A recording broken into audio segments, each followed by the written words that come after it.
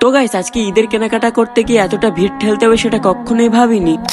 তো আসসালামু আলাইকুম গাইস, আমি রোহান আর তোমরা দেখছো রোহান লাইফস্টাইল 786 ভিডিও। আজকে যেহেতু ছিল 14th রোজা, তাই ঠিক সন্ধ্যাবেলায় আমরা ইফতার সেরে বেরিয়ে পড়েছিলাম ঈদের শপিং করার জন্য। সর্বপ্রথম আমি চলে আসি কিছু কেনাকাটা করার জন্য গোল্ডেন ফ্যাশনে। এখানে এসে প্রথমে এতটাই ভিড় দেখে আই এম তো পুরো অবাক। भाई यहाँ पे क्या हो रहा भाई। তাই আর বেশি দেরি না করে আমিও কিছু জামা কাপড় চয়েস করতে শুরু করে দিয়েছিলাম। তারপর বেশ কিছুক্ষণ ঘাটাঘাটি করার পর আমার প্রথমেই এই দুটো শার্ট চয়েস হয়ে যায়। আর হ্যাঁ গাইস, তোমরা এই গোল্ডেন ফ্যাশনে ছেলেদের সব রকম জামা কাপড়ই অ্যাভেলেবেল পেয়ে যাবে। এক কথায় বলতে গেলে তোমরা এখানে ইয়ং জেনারেশনের সব পছন্দের ড্রেসগুলো অ্যাভেলেবেল পেয়ে যাবে। আর এখানে এতটাই ভিড় ছিল যে আমার জামা কাপড় নিতেই অনেক টাইম লেগে যাচ্ছে। তারপর আবারও বেশ কিছুক্ষণ ঘাটাঘাটি করার পর আমার এই প্যান্ট আর গেঞ্জিটা পছন্দ হয়ে যায়, তাই আর বেশি দেরি না করে এই দুটোও নিয়ে নেই। তারপর বেশ কিছুক্ষণ কেনাকাটা করার পর ফাইনালি আমার শপিং কমপ্লিট হয়ে যায়। আর এই গোল্ডেন ফ্যাশনের প্রপার লোকেশনটা হচ্ছে হাড়োয়া মাদারতলা থেকে সোজা বিগেরাটির দিকে আসলে মাছের কাটার সামনেই পেয়ে যাবে। এখান থেকে সব কেনাকাটা কমপ্লিট করে আমি চলে যাই সোজা হাড়োয়া এসআর ফ্যাশনে পাঞ্জাবি নেওয়ার জন্য। আমি শুনেছি এখানেও নাকি ছেলেদের অনেক সুন্দর সুন্দর পাঞ্জাবি ও জামা কাপড় পাওয়া যায়। আর তাই তো আজ আমি পাঞ্জাবি নেওয়ার জন্য সোজা চলে আসি এখানে। তারপর এখানে বেশ কিছুটা পাঞ্জাবি দেখার পর আমার এই ব্ল্যাক কালার পাঞ্জাবিটা অনেক পছন্দ হয়ে যায়। তাই আর বেশি দেরি না করে এই পাঞ্জাবিটা নিয়ে আমি আজকের শপিং কমপ্লিট করলাম। তো আজকের ভিডিওটা অবধি, দেখা হবে আমার নেক্সট কোনো ব্লগে। এখনকার মতো